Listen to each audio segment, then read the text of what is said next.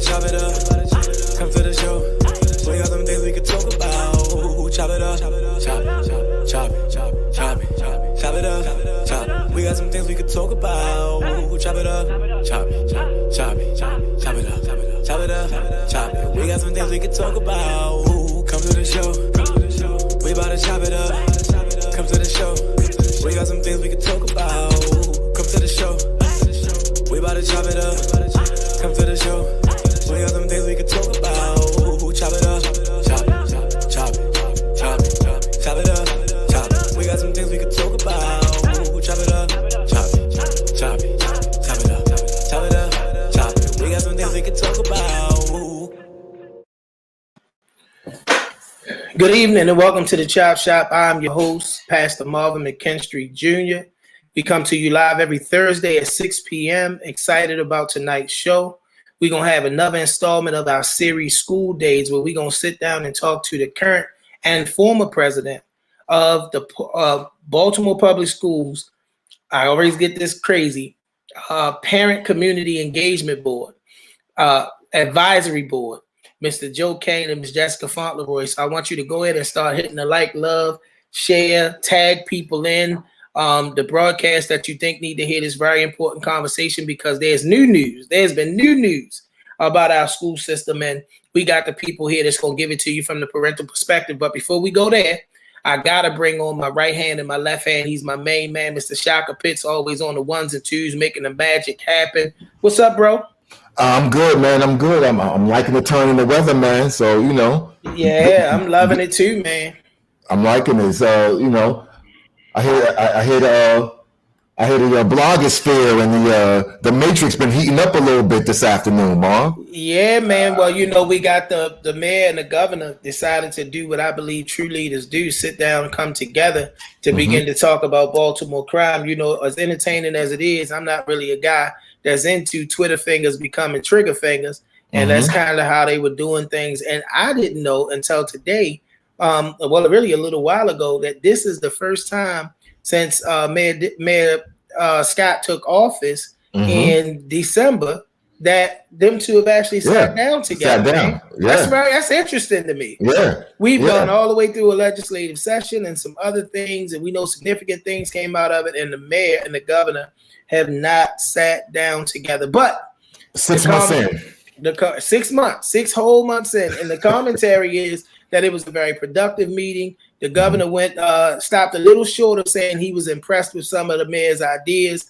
I think the most encouraging thing for me is that they plan to continue to sit down and talk moving forward, so that we can be able to get some solutions and some assistance at the state level.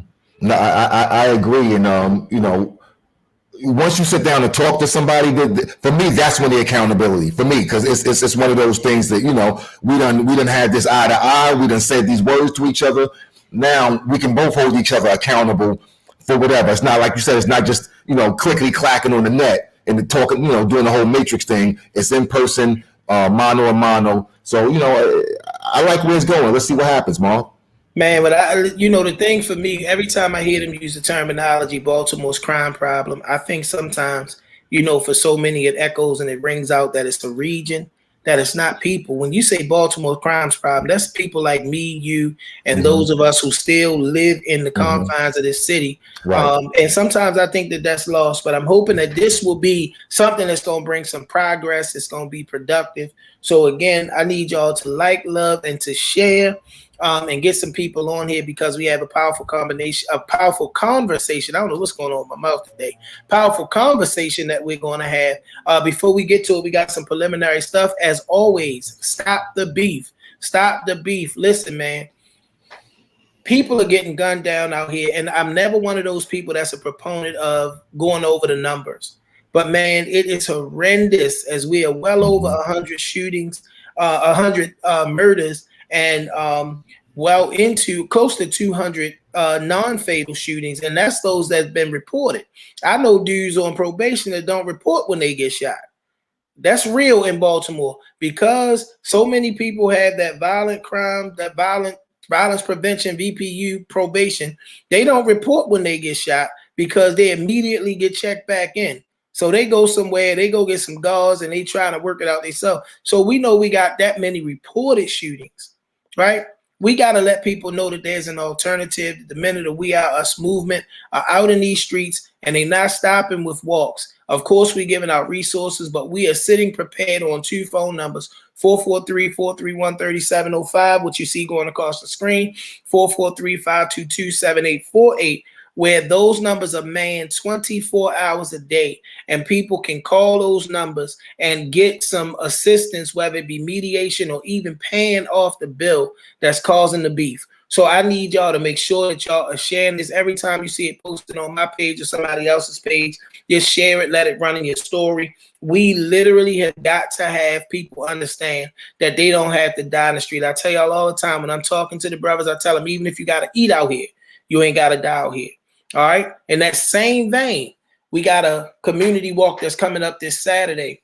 We are going to be in the Northeast Baltimore, what they call North Baltimore, because it's the Northern Police District, kicking off from the Church of the Redeemed of the Lord. And we're going to be walking. And like I said last week, we got kind of weathered out on Saturday. The weather was just crazy.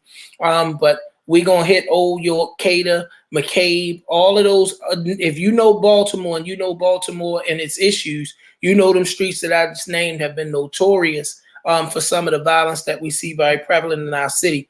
But we're going to take it directly to the community like we always do. We are asking all the men, anybody can come and walk with us. If the sisters want to come walk on a Saturday, they can. Mondays, because it's at night, we kind of only take the brothers. But if the sisters want to come out with us on Saturdays, they are free to join us. We'll be convening at Church of the Redeemed of the Lord at 12 p.m. and we'll be kicking off from there, going to put feet to the pavement and bring resources, love, light, energy, all of those great things to the people in that neighborhood. All right. So we have a birthday that I personally want to celebrate.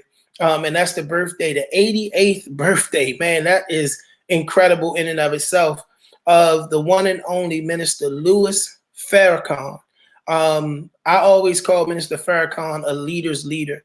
You know, he spoke truth to power. I remember being criticized 4 or 5 years ago because I would engage with brothers from the Nation of Islam. But even way back then, he was one that was beating the drum saying we got to put our differences aside and come together, because when it comes down to the things that are affecting Black people, they not discriminating over what religion you are or you not. So we want to celebrate him. We continue to pray for him. His wisdom is still there. His mind is still present. At 88 years old, he is still a leader's leader. So we salute the one and only Minister Louis Farrakhan celebrating his 88th birthday.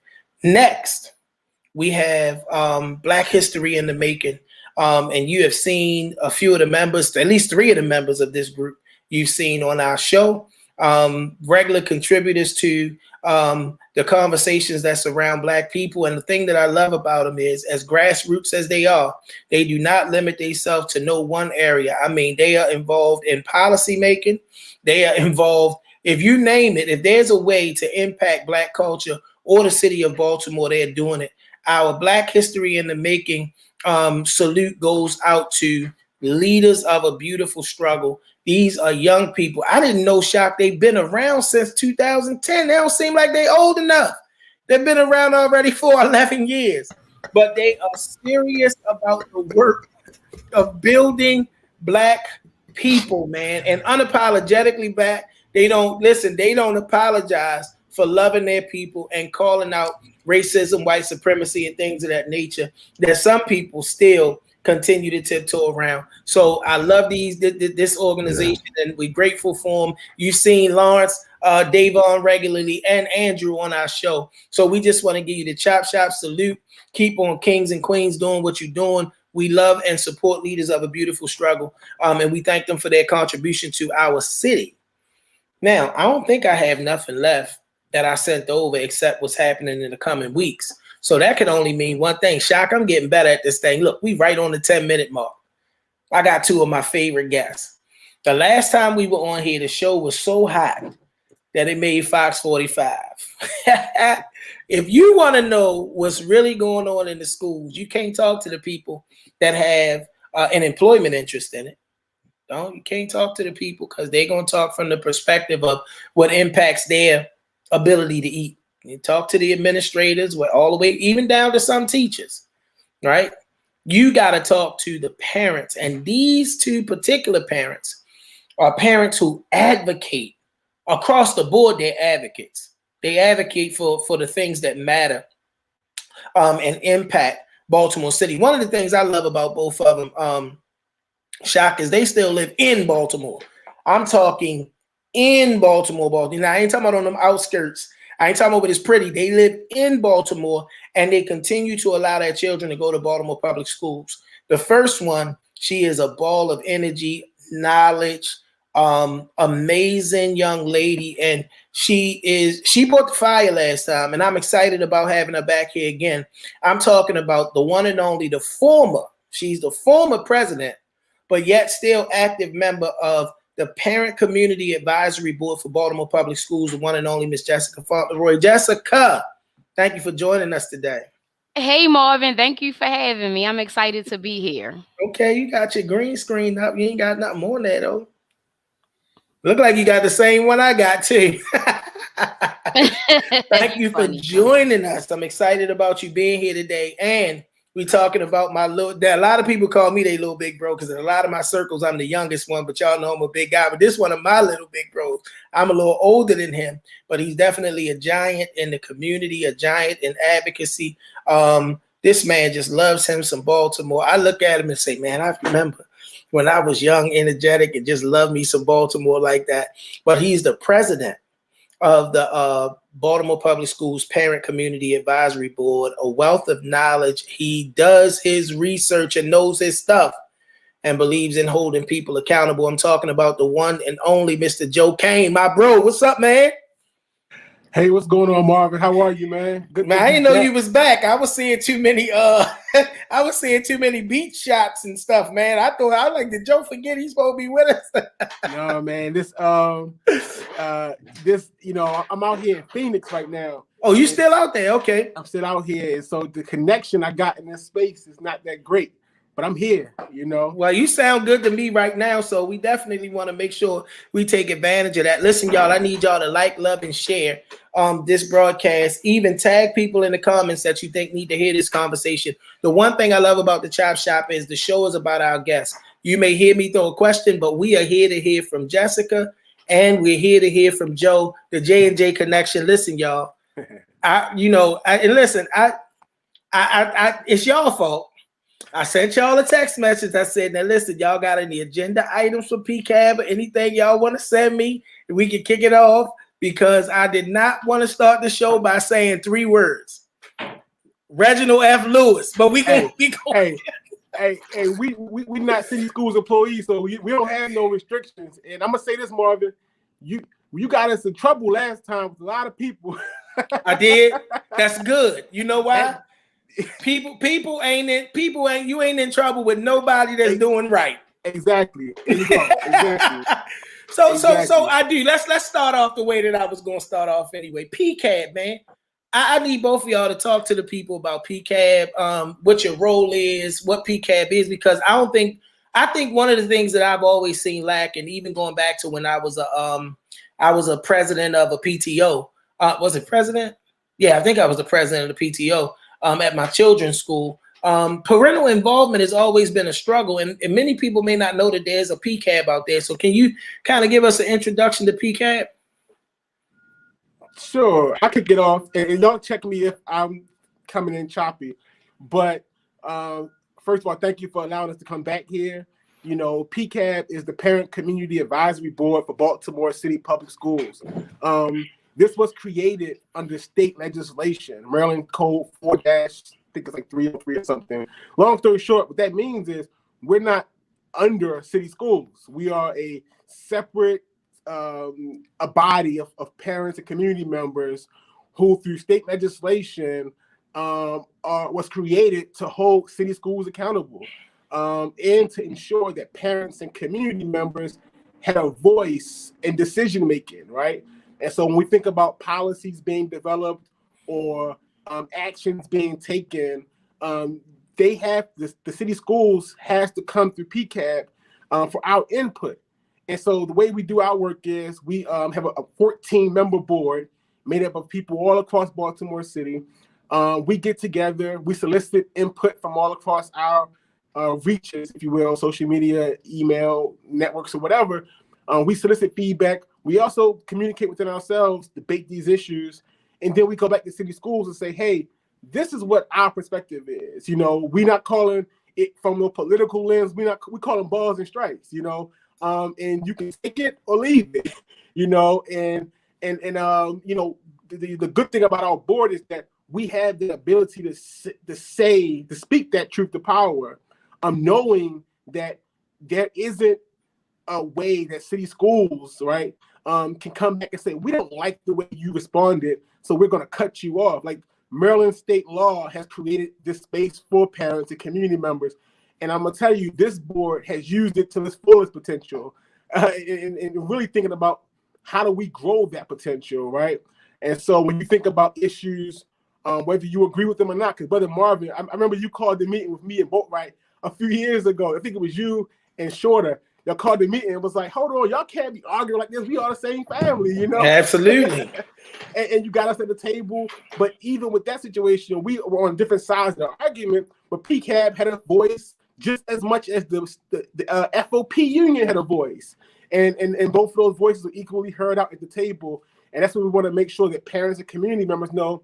Your voice through PCAB especially, I think your voice in general, but through PCAB, you have that same power, that same voice in the conversation around city schools. Jessica, you want to jump in there? Yes, I wanted to add that PCAB members are appointed from various groups that were a part of the lawsuit that PCAB was created through. And so you get appointed, you know, so people are always interested in, how do I become a member of the Parent Community Advisory Board? And so what happens is, like, you know, maybe around the end of May, early June, we start putting out solicitations really for individuals to apply for PCAB. You know, they can be parents, they can be community members, and you get appointed through different appointing bodies. So some appointing bodies are Disability Rights Maryland, the ACLU, the CEO's office, and under the CEO's office, they have different seats on PCAB that you can be appointed through Title I schools, through PTA. And it's another group you can be appointed through. So like, when I initially applied for PCAB, it was because I wanted to have more of a voice in district-wide policies that impact students.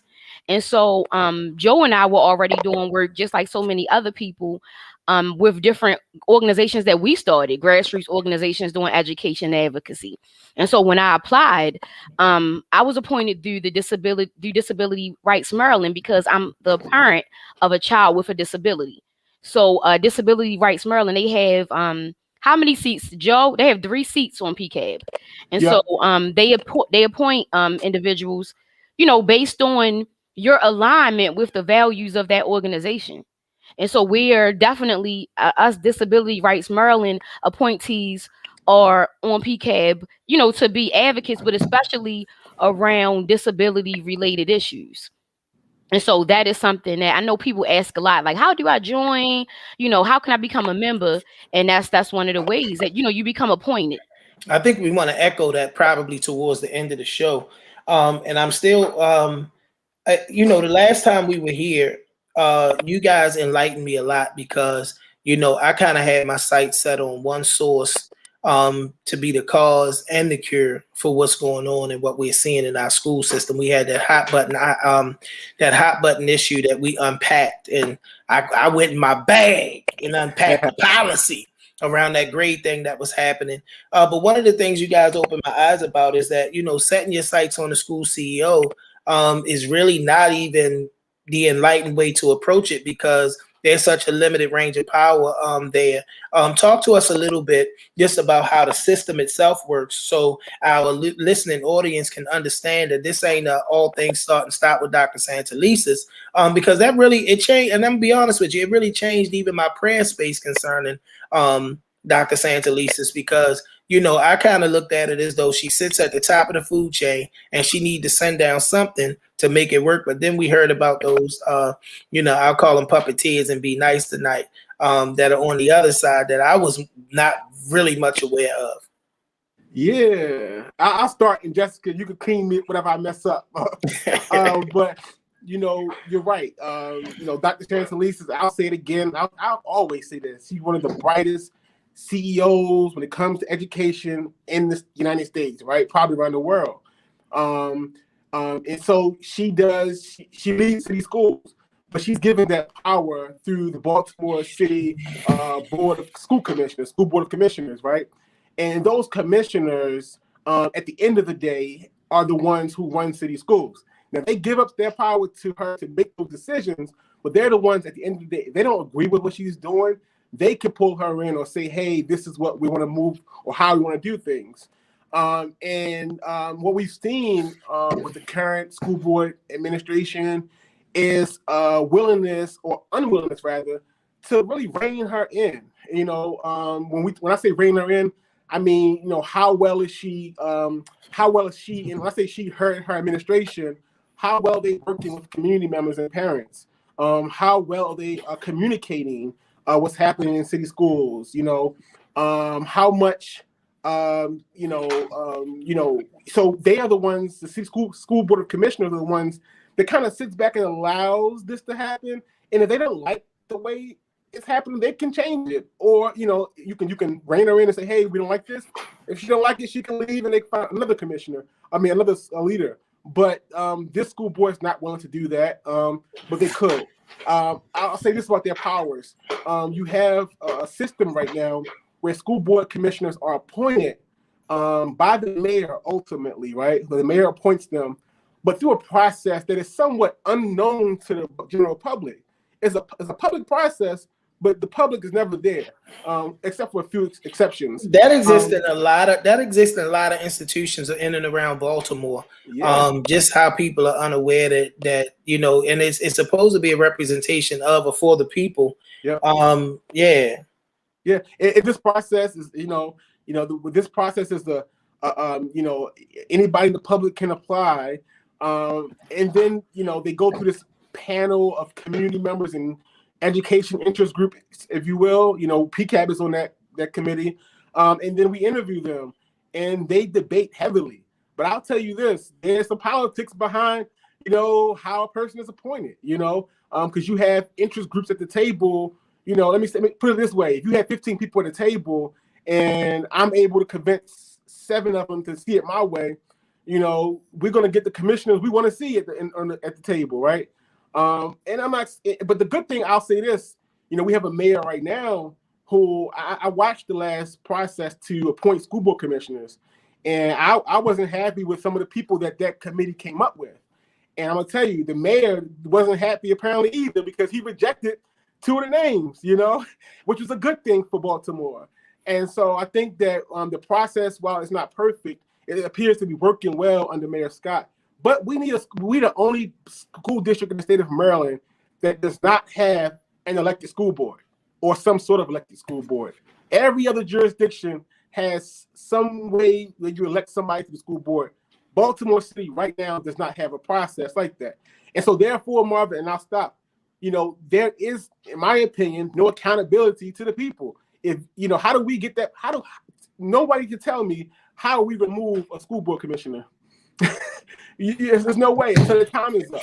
And so we have to change that. And I'll turn to Jessica for a second. Yeah, so I want to piggyback on something that Joe mentioned about the community panel that recommends appointees for the mayor to interview.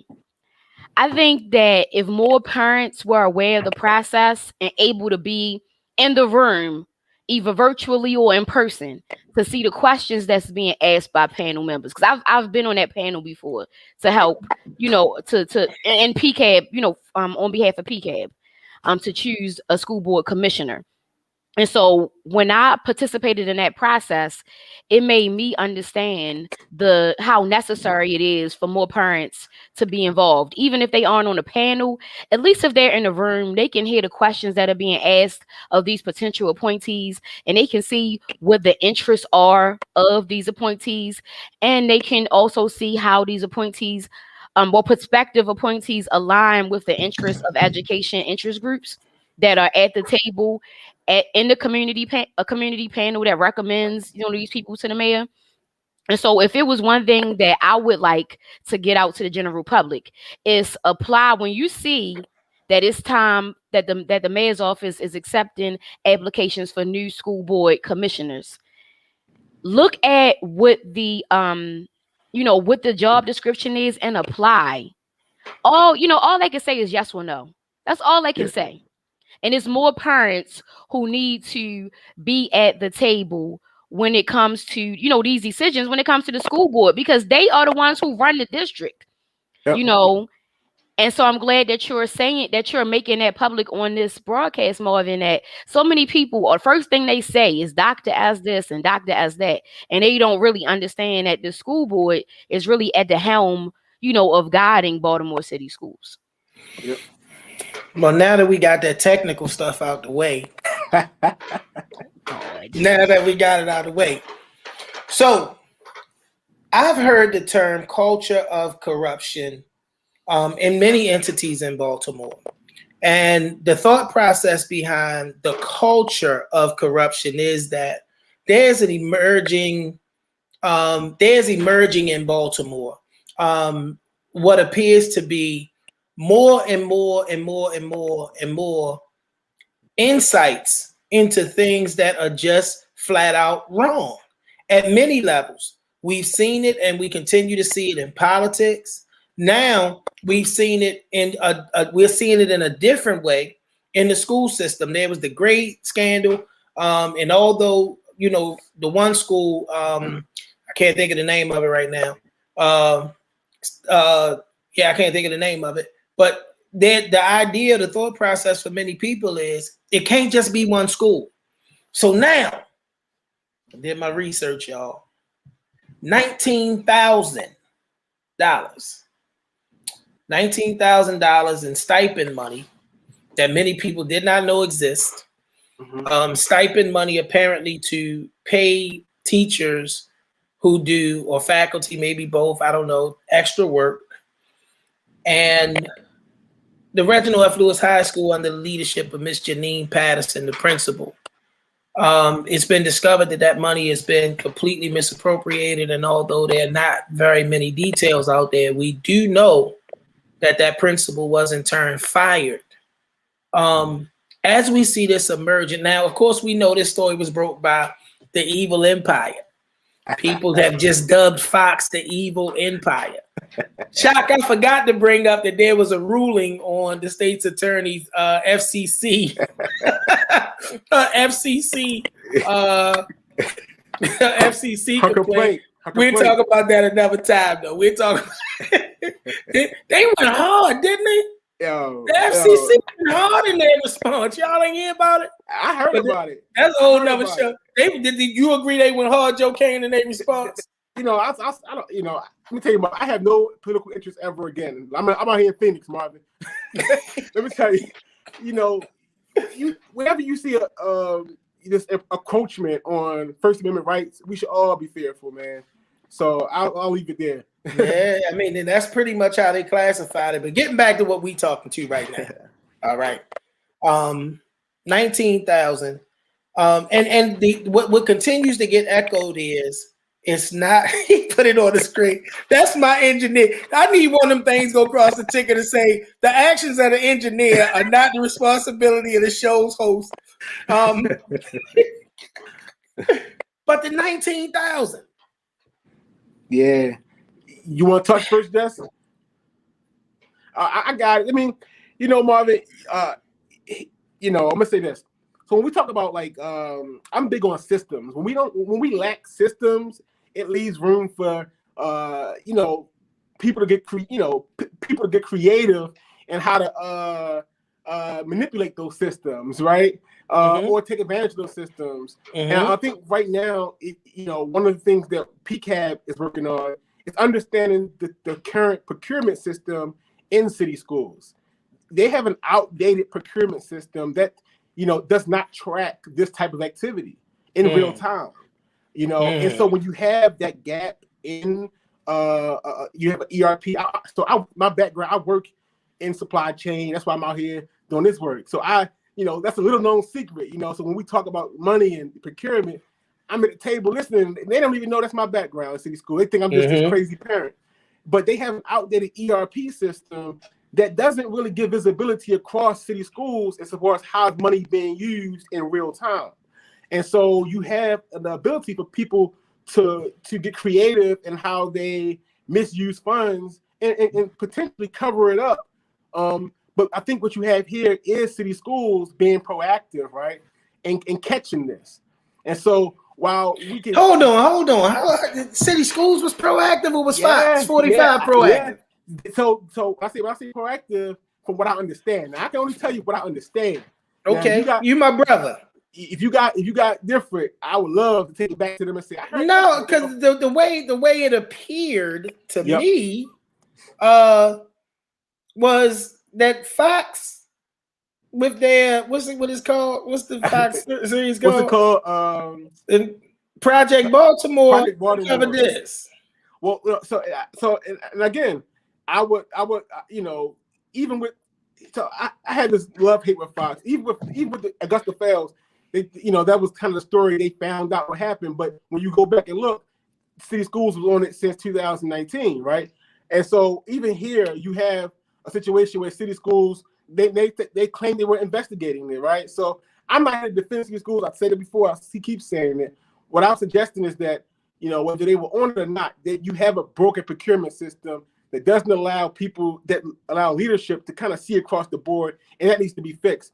And so when PCAB, we brought this up to city schools back in November or October of last year, because we wanted to get into it and understand, like, how are you doing procurement? But Marvin, we didn't hear back on this until March, April, because that's how, that's us, that's how screwed up the system is. And so I think when you talk about culture of corruption, you have a city where we're just not up to date, up to speed with our technology and systems all around.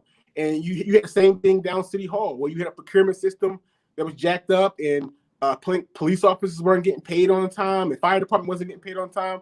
So we need an overhaul in general with our systems and how we're managing funds in Baltimore City, especially now with this government money coming in to support COVID. That's the scary thing for me. $680 million is about to hit this city. And of course, I'm not talking about our current mayor, Brandon Scott. There is a history and what appears to be a culture of corruption with all of this money coming to Baltimore. Yeah. Now, I want talk to me. Correct me if I'm wrong. I think that you'll see that corruption anywhere. If you think about like Prince George's County, I can't focus on nobody other than here. True. This is the chop shop. We talk Baltimore. When we talk about Baltimore, I think we could talk about just Baltimore and how we have these elected officials and leadership who are corrupt. But I think it's part of a bigger problem of like how do those investments not being made across the state, right? Into these type of how we prioritize the limited funds that we have. And even infrastructure, like, the president is focusing on like the importance of building infrastructure. And I think that if a proper infrastructure is not in place, it is easy to draw the conclusion that it is a culture of corruption in place in city government and in school leadership. But until that infrastructure is updated and systems are able to function properly, we can't automatically always say those things. If everything is, if we're all operating on a level playing field and we're able to notice through, the infrastructure that we have in place, what our, processes that need to be changed are, then we can change them. But if we don't have that in place, then mistakes can happen. I can't speak on exactly what happened with the money, because I just am like the rest of the public. I just saw it, on TV, and I'm just like everybody else, just eager to learn more about it. But I agree. Anytime you have a governor that's bold enough, when the request appears to be for more money to go to Baltimore Public Schools, to say we still ain't seeing this money, that money, or the other money, somebody has got to be held accountable. Who and what is the system of accountability for what's already been given? Yeah. But let me. I think I was thinking through this question while we were talking. I think when we think about scale and scope of like corruption, right? $19,000 is principal. I don't know the circumstances, the details. That's messed up. Any kind of way you skin that cat. But I think there's a we gotta get you on the screen, Joe. I think there's a more systemic, that's prevalent that does it does just as much harm or even more harm to city schools. When you think about like this nonprofit industrial complex we have here in Baltimore, where the organizations are receiving millions of dollars on behalf of Black children and not really producing the results, right? That doesn't get highlighted the same way one principal, misusing. But I think that's the question, and y'all know we gonna talk tonight. Jessica, unmute your device. We gonna talk tonight. Are we talking about one principal? Because if it's a system issue, how do we know it's not system-wide corruption? I agree. And I think we should, when we talk about the system-wide corruption, let's get to the root cause of where that start. You know what I'm saying? And I think that's when you see a principal. Let's assume the worst for a second. A principal trying to scheme $19,000. That's small compared.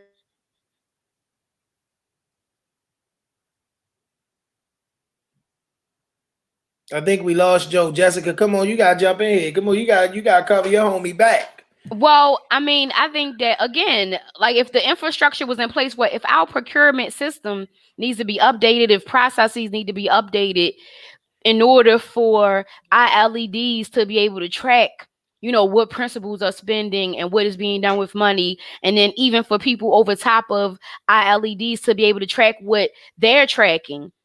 If the systems need to be updated, we could learn more. So, but this is the interesting thing to me. He said 19,000 in the grand scheme of things is really a small number, but we're not talking budget.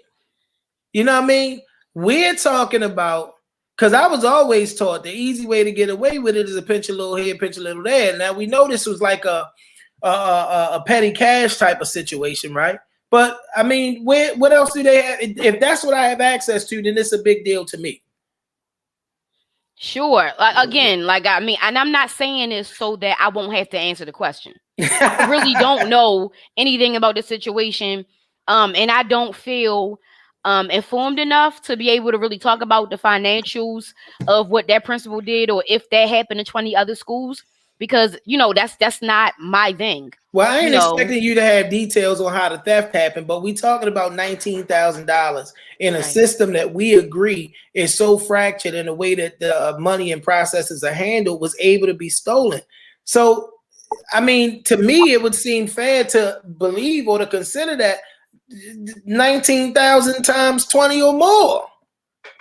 If the systems wasn't in place for accountability, come on, Smiling Joe, talk to me. Yeah, my bad. Only one principal came up with this idea. Question. We were talking about the 19,000. We ain't moved because Jessica said that she didn't feel informed enough on the particulars, and I ain't want neither of you guys to speak on the particulars. What I'm saying is, if it was that easy for 19,000 to go from one school, what's the probability that 19,000 or more may have gone from any other school that had this, if we're agreeing that the system and mechanism in place to hold people accountable aren't there? Joe frozen. Oh, yeah. I mean, I hope I'm not choppy. Go ahead, You're completely frozen, brother, but we're going to work with you because we love you. Go ahead, Jess. I didn't have anything to add. I was just waiting for you to say something, Joe.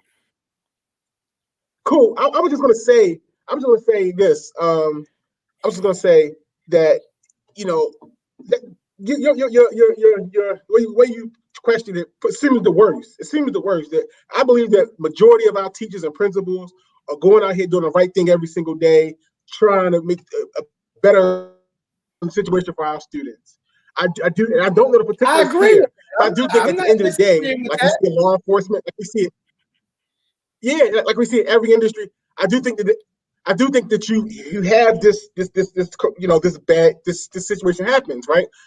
What I want to get across is that, if we want to get to the root cause of why this happens, and it looks like it continues to happen in Baltimore, we have to get down to a root cause analysis. We have to understand the root causes of what creates this environment to begin with. And is it a culture of corruption? A culture of corruption. What I'm saying is in the modern access and availability that people have to information with a Project Baltimore or social media and things of that nature, things being able to spread way more rapidly, right? Is it that this stuff is just coming to light because there's more access to the information than there was in the past? We know that there was some things shrouded Dr. Alonzo around money being missing. Like that's my question. Baltimore, the culture of corruption. Like we just seeing too many things that are coming out that are just they not on par. Can I ask a question? You can ask anything you want. If Baltimore wasn't a majority Black city being led by Black people, would these questions constantly come up? Would it always be like, because my thought process is sure, people still, like I'm a social worker, it's social workers who still in any profession, it's unscrupulous people who come in there and do unscrupulous things. But my question is, would the thought of a culture of corruption, like, would that be thought of in a city that wasn't all Black? Would that be thought of in a district that wasn't being led by a Black woman, that wasn't an all Black district that had like a lot of Black leadership? You know what I mean? I'm not saying that to make an excuse. I'm saying that I get it. But I think after we've had 2 mayors, a police commissioner, and others go to prison, I don't know if the salivating at the mouth that the hunter, in this particular case being Fox, is about race, or if it's just about, man, listen, if we found it over there, then we can find it over here. Well, I'm not here to talk about Fox particularly and what they discuss, but I would like to say that if we're going to be equitably talking about corruption, like, does any other district get dug into and like really investigated to these levels as our district? And I'm not saying that people don't do corrupt things, but I'm just saying that it seems that's not a question I can answer because I kind of keep my focus local.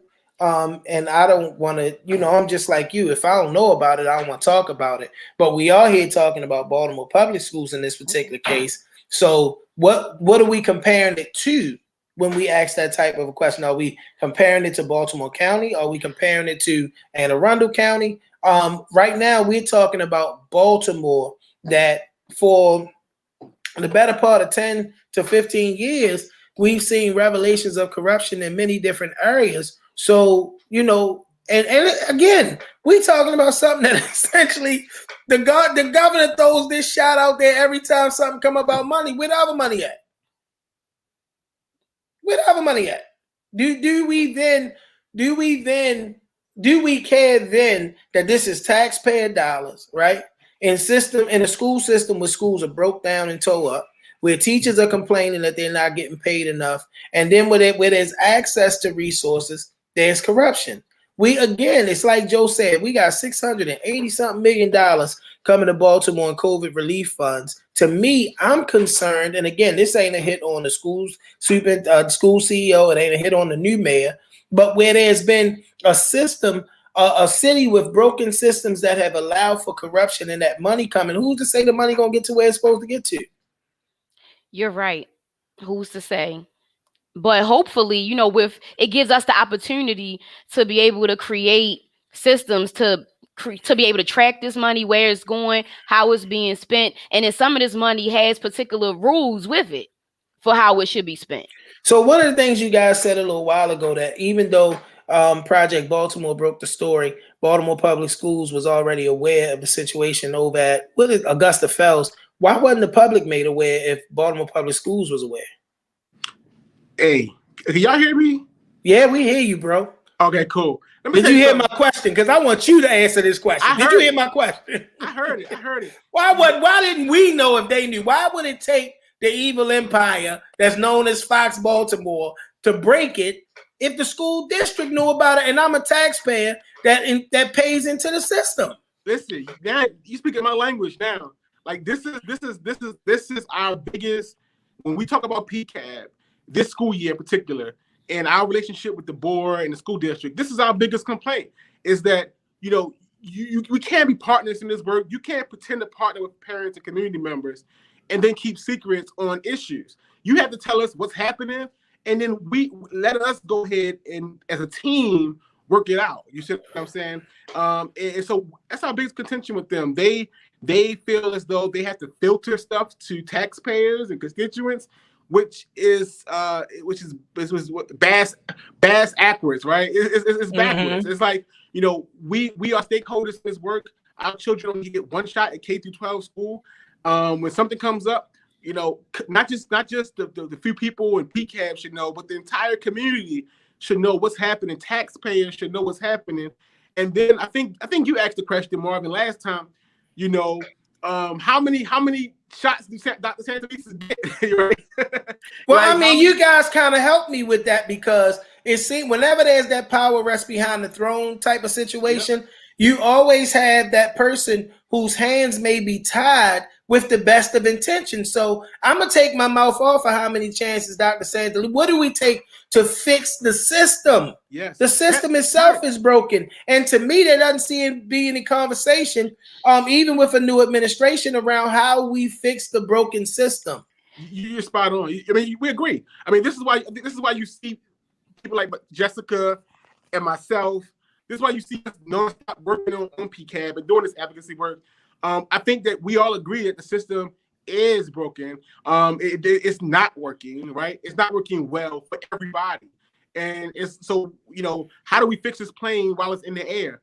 I believe that we had an opportunity in COVID to rethink city schools and how we educate Black children, you know, but we missed that opportunity to be industry leaders to rethink this thing. Instead, what we did was we adopted a national strategy, and it's not working. I think there's going to be some data coming out soon that's going to report almost half of students in Baltimore City Schools failing the school year, right? And so do you think that the concept of change, one of my favorite books, Who Moved My Cheese, man, and that's one of them books, whenever you know you got projected change coming, is a good book to read to prepare you for that transition, right? Do you think that the idea or the thought process of change threatens the stability of people who are in administrative positions over there? I have talked to, and I know administrators who are offended when you say something that's sitting there shattered in pieces is broken. Yeah. I mean, you know this, Marvin. It does. I think a lot of people are this is how they feed their family. this broken system. And so when you talk about changing the broken system, Brother Marvin, you was in the streets, you know how that makes you uncomfortable in the streets. You know what I'm saying? Yeah, I was breaking the law, though. I was breaking the law. I knew I was a criminal. You know what I'm saying? The same concept. When you talk about people where they feed their family, it's the same concept. And so you talking about changing how I feed my family or how that impact me, that makes a lot of people nervous. I will say that we do have folk on the school board now. Our school board is evolving. And that's, I think right now you see this big pushback because you see people like Atira Griffith, who just joined the board. You see people like Dr. Darrell Brooks, who joined the board a few years ago. Ronald McFadden. Chantel Roberts. Not trying to despair anybody else who's on the board, but you see a new generation, if you will, of leaders who don't necessarily believe in buying into what the leader says. They have their own individual voice. And I think we have a mayor, right, who in his pick of Atira Griffith, Commissioner Griffith, his picking her affirms that he's okay with having these commissioners who are willing to challenge the way the system is currently being ran. And I think that the people in leadership now, and I'll call her out, Dr. Commissioner Chair, what's her name? What's her name? Jessica? Who? Chindia? Chair Chindia. I think that she has I've heard that name quite a bit in some conversations with people who don't want me to mention their names. I'll say names.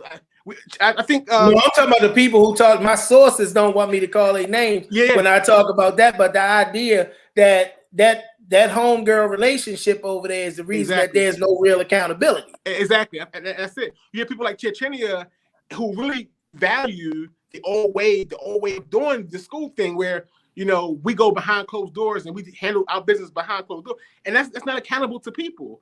And so I think we have this struggle right now happening with PCAB, with the school board, with parents and community members saying, we want to see behind this veil. We want to see what y'all are doing in those secret rooms so we can make informed decisions about our children and whether or not this is the place for our children. Because, Brother Marvin, people are making decisions with their feet, as they say, right? They're leaving. They're leaving the city. Exactly. We got an evacuation of the city as it is. Enrollment's going down in schools, having to cut programs. And that's one of the things we're going to talk about, because I think it puts leaders in such a compromising position that they do wind up having things like what happened at Augusta Fells. Now, I'm not saying that it's right? But if somebody's on my back constantly about enrollment, and the only way that I can keep my enrollment up, and I'm not saying I agree with it, but come on, man, we talking system-wide funding when you start saying enrollment numbers dropping. Yeah. That's right. Yeah. School districts, schools are funded per pupil. So if I'm losing hundreds of students, that's millions of dollars leaving the district. And so we got people. Hey, Shaq, hold on, Joe. Is that the one where the kid was like 22 and in prison? Did y'all hear about that one? Kid was 22 years old in prison and was still. I'm not making it up. Is that the one, Shaq? The kid was like 22 years old in prison and was all still of on these are Fox Baltimore stories.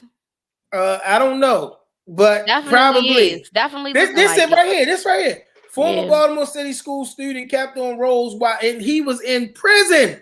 Yeah. He like 20-something years old. But then again, you talking about that pressure. You talking about that pressure to be able to keep them enrollment numbers up and all of that sort of thing with no real outreach strategy, no real truancy strategy, or none of those kinds of things. 22, you're now 20. So look, again, we can hate Fox all we want, but are they reporting stuff that ain't facts? Right. Listen, you do your job, don't give nothing to report about. They won't have nothing to report about. Right. And so I agree with you. And that's then that holds that same question. If it's happening there, so this is the question I want to ask you guys. Is there talks of putting something in place? Look at this. 21 possible ghost students would mean taxpayers likely pay $331,653 to educate students who were not there. Mm-hmm. It comes back to the money. It does. But is there a system in place in Baltimore Public Schools, an entity being developed? Are you guys advocating for an independent group to come through there and to audit all systems? Because that's what it seemed like it would take for me, an independent group that has no stake in it other than to reveal the truth, to come in and audit all systems and figure out where all of these gaps, breakdowns, and loopholes exist. Brother Marvin, I'm going to say this. I think that it's $300,000 and I'm gonna say this. I think that when we think about the number, put those numbers, that's a large number of like misuse. That's the worst intentions here. That's a large number of misuse dollars right there. But I would really, if we talk about Baltimore City, I would really harp on police overtime in the city and how that's being abused. And that's a bigger chunk of taxpayer dollars. All of it's wrong. But we deflecting? Is that what are we deflecting, my brother? No, Brother Marvin, we can't. It's not deflecting. But that's the true evidence of a culture of corruption in Baltimore. It's everywhere.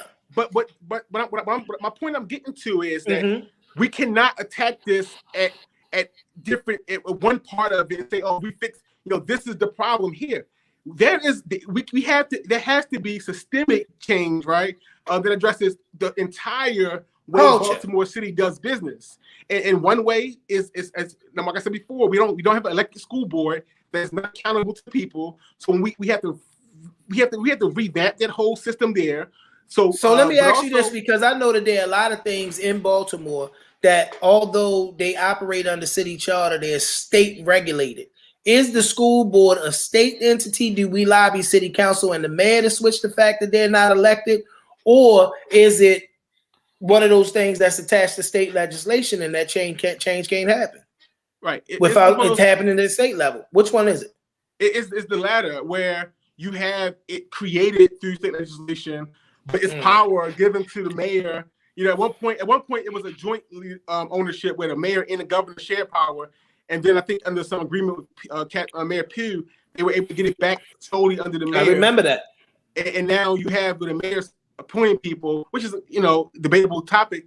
But the point is that there is no that mechanism for people to hold the school district accountable. If I don't like what Chair Cheney and her board is doing, then, oh well, go kick a rock, Joe. So we need to really revamp that system, and you get that through an elected school board. So when you have people accountable to their constituents. Well, guys, we are 4 minutes to closing. We 4 minutes to closing, and I like you. I mean, I thank y'all, and I love when y'all come on with us, man. The time does fly. Jessica was uncharacteristically quiet tonight. Listen, I think Jessica wanted to go off on a whole rant about the evil empire. Jessica, you can do that here.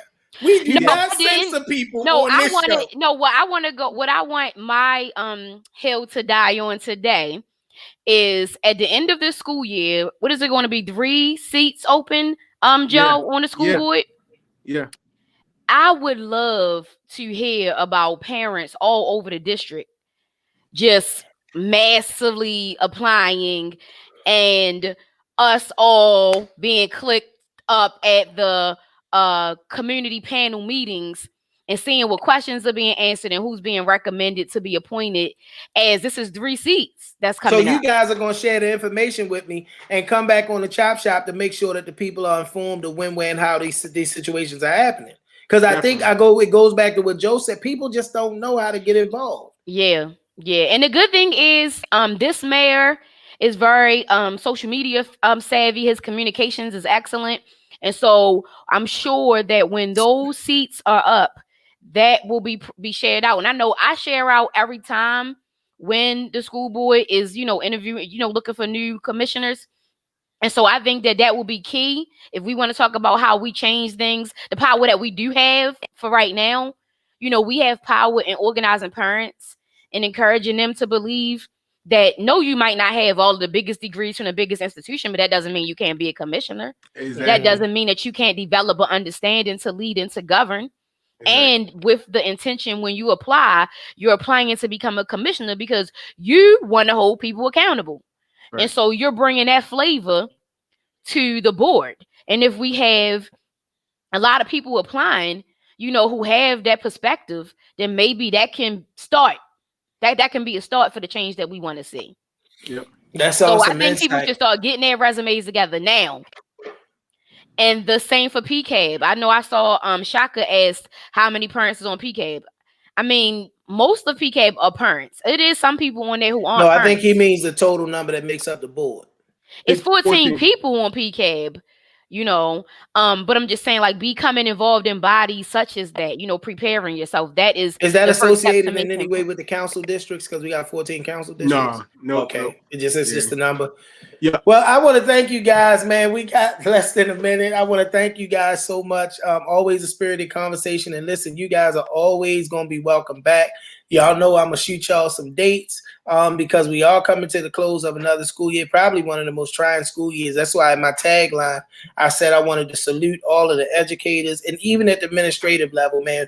I know in my day job, we have had to reinvent ourselves to be able to continue to serve. And in the story with scandal and all of that stuff being talked about, I do not want it to be understated that this school CEO, this empowered, strong, educated Black woman, had a challenge to reinvent the way she and the school system operated. And the response, whether you disagree with some things or not, you didn't have a responsibility to do it. So we do want to salute every administrator, every teacher, everybody that's involved and was involved in that process of getting through this particular school year. Joe, I want to thank you as always, man. You are my brother. I always look forward to when you're coming on because you're a wealth of knowledge. Jessica, I want to thank you for coming on because both of y'all together, like y'all are the 1-2 punch. Y'all bring the insights, and I love it because you bring it in a way that the layperson like myself can understand. You know, some people can come on here and begin to discuss policy, and it sounds like they discussing policy, and you don't know what they're talking about. But you guys break it down to the minuscule level so that we are able to get into the minutia, and it's palatable for people like me who don't know as much about it as you know about it. So I thank both of y'all for being with me. We will have you back. We're gonna have you back sometime in June because the school year will have resolved itself, and we'll be talking about kicking off what we need to do for the coming school year, what it's going to look like now that all of these capacity limits and stuff are being lifted, and it's going to be a fun conversation. With that being said, I'm going to talk about our next 2 or 3 weeks. I think it's 2 weeks we got coming up because we are booked. Y'all, we are booked. We're going to start a series next week, and that series is going to be called Baltimore. More. Is it more? We get more. And we're going to kick that off with somebody who's one of the most polarizing figures in Baltimore politics. 25th and Greenmount. That's why he's one of the most polarizing figures in Baltimore politics, because people have varying opinions about him. But the one thing you cannot deny is he's a Baltimore guy. He's ran for state attorney. He's run for mayor. Neither bid was successful, but he's definitely, matter of fact, in his views on Baltimore. We're talking about the one and only attorney Daru Vignaraja is going to be with us on next week. Then following that week, I got 2 of my bros that's going to come on here. And if you ever caught their Facebook exchange, you know this is going to be a spirited conversation because these brothers, and they love each other. They love Baltimore, but they rarely agree. I'm talking about the one and only Mr. Ceasefire, my bro. I love this man. And look, I say it proudly. I love me some Darnell Wharton, man. His passion and my passion, it just match. It match. And I'm excited about him coming on because we've had him on to talk about Ceasefire Weekend, but never really had him on. And he has some keen insights into things. And we are going to have with him Mr. Fly the Damn Plane himself. Mr. Fly the Damn Plane. That's who he is. He is Mr. Fly the Damn Plane. He's a regular on over 1010 AM radio. We talking about the one and only Jason Rodriguez. If you want to hear a fun conversation, this one is going. And listen, y'all, I ain't going to be host on this one, Shaka. I'm going to be agitated. I'll be trying to get it going and keep it going. Coming up in June, we got Mr. Giovanni Patterson. He ran for city council president against Nick Mosby. Very outspoken. He's a Republican. Yeah. We got him coming on the 10th. On the 3rd, we have Dr. Erin Hanna. Okay. And I don't even want to say my sister's name because I'm going to mess it up. Let me go try to get it because I don't want to mess her name up, but she's an awesome woman of God.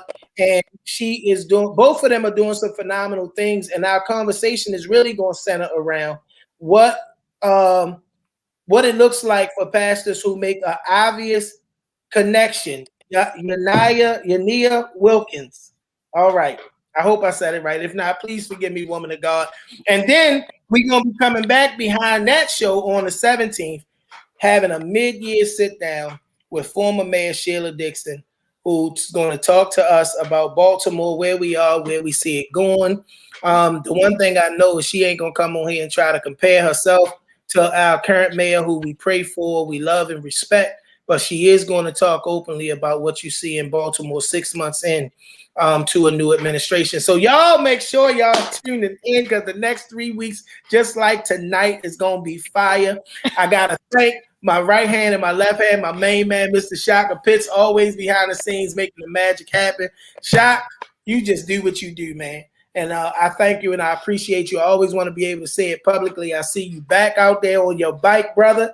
You done gave cancer the middle finger and you riding on into the sunset, and I love it.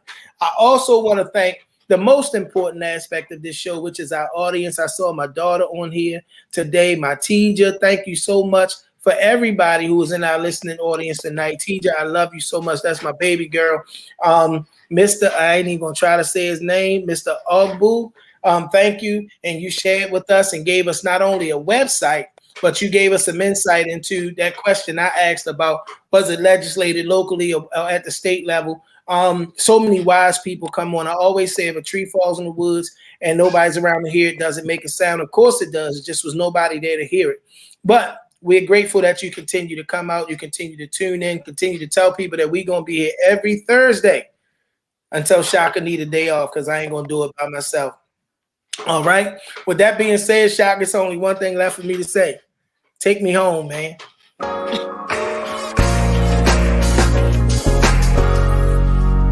I can be more. There's nothing that I can't achieve if I just believe. You can be more. You can make every dream a reality. We can be more. Be more, be more. Yeah. I can be more. I wake up every day and try to be more. I pray I be more. It's easy to achieve anything you believe. Like hold your head high. Girl, you got a reason to breathe. I see a rare mind. Boy, you got a reason to dream. Let's take flight. Give the children a reason to see redemption. We grow up in the jacks where it's evil and wicked. Where the people with success don't want to send you a visit.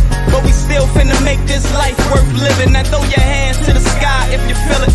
Hey, throw your hands to the sky if you the realest. You got a vision, let's put some pistols away and make sure the OGs keep the community safe. In the world where the ladies crying, the babies dying, I think we can create that space to make a way for the ladies to ride and make baby giants. Be more, believe, let's play. I'm so in love with life. There's nothing that Little. I can't achieve if I just believe.